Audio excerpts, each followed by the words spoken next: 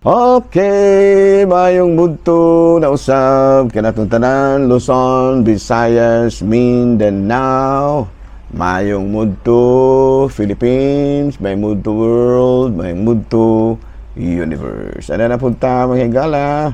Dining atong tulumanon sa kahanginan CONA, Catechesis on Air. Ug ako lang gihapon kini inyong ubos nga alagad, Reverendo Padre Edwin Academia Acab. Abino, adlaw karon nga Huwebes, pizza 11 na kini sa bulan sa bulan sa Hunyo. Pizza 8. Sa rong adlaw higala, Huwebes. Okay, no? So, abino, ari sa tamang higala sa ato ang Saint of the Day. Abino ang atong Saint of the Day karon. Uy, sikat kayo ni. Si San Bernabe. Okay. Ang ato karong santo mao si San Bernabe. In English, Saint Barnabas. Saint Barnabas. Saint Barnabas. Saint Barnabas. No? Kung sabi ni saya, San Barnabas. No? Or Bernabe. Dili Barnabas. San Bernabe. Nahala, no? Padayon ta mga higala sa ato ang mga pagpangalagad ni ining kamuntuhon. Abay no, ari na ta mga higala sa ato ang kining huban matong kuan man no. Kini si San Barnabas no. Usa kini siya ka Hudiyo no. Unya give iya ang iyahang mga kuan, mga kabtangan iyang gipamaligya. Nya ni gipanghatag niya ngadto iyang gipagamit sa mga apostoles, no? Give to the poor. And then nahimo siyang misyonero, kay nahimo man ni siya nga body ni San Pablo, unya responsable kini siya sa daghan kaayong mga komunidad nga natukod tungod sa ilahang paningkamot. Ayan no. So karong adlaw mga higala, gihinumduman nato ang lain na pong patron sa Katolikong simbahan nga mao si San Bernabe. Abino padayon ta mga higala sa ato ang mga buhatonon ni ining kamuntuhon. Abino ari na ta mga higala sa ato ang topic. Sa may atong topic karon, anger management. Dili humaghapon ra to. Ang ato karong topic is how to deal with hostile religious sectors. No, kana bang makig-away gyud ba? Makig-away gyud tungod sa relihiyon, no? Kana bang mga laing relihiyon nga makig-away gyud, no? Mo kumbinser gyud nimo. Dealing with hostile religious sects, SACTS. Abino ang atong gamiton gyud ni ana is combined theological defense, no? Kana bitong apologetics o Christ-like charity. Nga to abang pagka kanang pagka-Kristohanon nga kanang kinaiya, no? Unya kana bitong answer attacks, no? Kana bitong atakihon gyud ta ba? Answer attacks gently and directly, avoiding aggressive, mean-spirited arguments. So ayaw gyud ana mga tubag-tubag.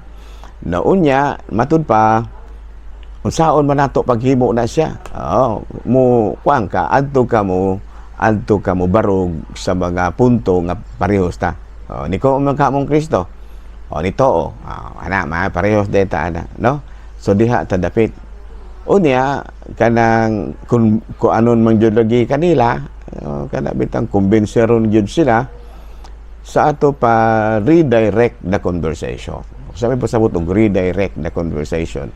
Shift the burden of proof back to the accuser. Imbis nga ikaw mo ay magsigig explain, sila mo ipa-explain na. Okay, klaro? Sige, so sample, no? Panalitan, no? Moingon gyud ang laing relihiyon nga pabalhinon gyud lagi jud kaniya sa iyahang pagtuo, no? Ngano man gyud moingon ka, ngano man gyud nga imo man kung pabalhinon sa imong relihiyon. Unsa man gyud imong tumong? no? Siguro moingon siya nga tungod kay sa among relihiyon anaa ang kaluwasan. Kaya mao ba nga sa ato pa sa among relasyon sa among relihiyon walay kaluwasan? Moingon siya nga walay kaluwasan ang inyong relihiyon. Diyos, nakasala na ka. Ngano naman, ug moingon siya nga walay kaluwasan ang inyong relihiyon. Mao ba? Pero nagduda ko nga sayop ng imong gitubag. Kaya nga naman, sa Mateo Kapitulo 7, versikulo 1, nag-ingon man, ayaw hukmi ang uban, aron dili kahukman sa Dios. Ayay, naghukom naman ng kaon sa to. Unsa ganito, sa among relihiyon walay kaluwasan? Walay kaluwasan. Diyos, nakasala na ka. Kaya doon na may giingon nga ayaw hukmi ang uban, aron dili ka hukmon. So sa man main tubag nimo ana aron di ka magkasala. No, moingon siya nga moingon na lang ko nga sa ato pa sa among relihiyon walay kaluwasan di ko kahukom ana. Wa di ko kahukom ana kay Ginoo ra may nasayod. So di lang ko mabalhin kay ano man. Wala pa magani ka makabalo og kuan ba ko ma-impierno ba ko ni akong relihiyon, ikaw mismo pa magani ka kabalo, so di ako mabala na yung relihiyon, kamo magiklaro. Pag mo ingon nga walay kaluwasan na inyong relihiyon, mao ba nga sa ato pa nakasala karon. Kaya nga naman doon na may giingon nga ayaw hukmi ang uban nga dili aron dili kahukman sa Ginoo. Yung panayon na dayon siya. Di manggod kay nagsimba manggod most Dios. Ingon ni ana, no? Nga naman di ay, no? Aduna ba'y mabasa diya sa Biblia nga ang mga Katoliko nagsimba og Dios? Nga ni ana, no? Moingon dahil siya nga, naay mabasa nga ang Katoliko nagsimba sa Dios? Wala, pero klaro kaayo nga nagsimba mo Dios kay nganong nagluhod mo atubangan sa mga santos nga sa ato pa tungod kay nagluhod mi atubangan sa mga santos nagsimba na mi ila awa na naghukom na pug ka. Mateo Kapitulo 7 versikulo 1 unsay giingon ayaw paghukom nga sa ato pa sa diha nga nagluhod mi atubangan sa mga santos nagpasabot na ba di ay na nga nagsimba mi sa mga santos? Diyos, nakasala na po ka. Kaya nga naman, doon na may giingon nga sa Mateo Kapitulo 7, versikulo 1. No? Kadi manggod kinamos ayaw pagyukbo og mga kanang imahe. Mo gani na. Pero, wa man po gibutang sa Biblia nga ang mga imahe nga mao si San Isidro, nga mao si kana yung klarohon yun, no? Ang muyukbo sa atubangan ni sa imahe ni San Isidro nakasala na. Okay? Nabi na sulat diha. Wala pero klaro na maguna kayo nga kanang inyong pagyukbo. Kuan na gyud na Dios na gyud na. Muna imong sulti. Klaro na kayo. Nakukom na po ka.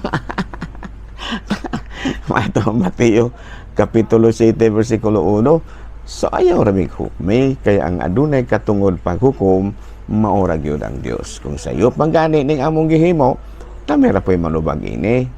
Kay nga naman, kay ang Ginoo ra may amo ang kay kami mudawat ra may og unsay hukom sa Ginoo kay Dios gyud na. Pero kung ikaw may maghukom-hukom namo, murag di may mudawat kay tawo ra gud ka, no? Kaya nang muhukom ka namo, tawo ra gud ka. Unya doon na gyud giingon sa Biblia nga ayaw paghukom aron dili ko ikaw hukman. Okay, klaro? Sa ingon ni ana dealing with hostile religious sects, no? Kami tiga na siya og apologetics ginagmay pod nga mga Biblia, no? Unya kinaiya nga kana bitaw dili ba hostile ba kana makig-away ba? Kana makig-away. Pero sa atong gihimo nga Diyos nakasala na ka, no? Kay minuang man ayo ra kay doon wala man na giingon sa Biblia nga kinahanglang magsinumbagay kita tungod ana. Wala man giingon. So di na tana. Okay, klaro.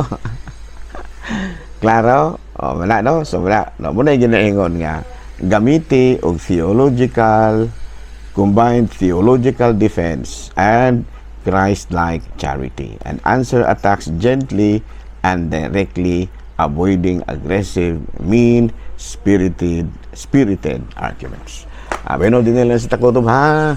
Ako lang gihapon kining yung ubos nga alagad Reverendo Padre Edwin Academia ka manamilit na usab kaninyo o manalangin kaninyo ang Dios nga makagahom sa tanan, Amahan, Anak, Espiritu Santo. Gunon Pilipinas.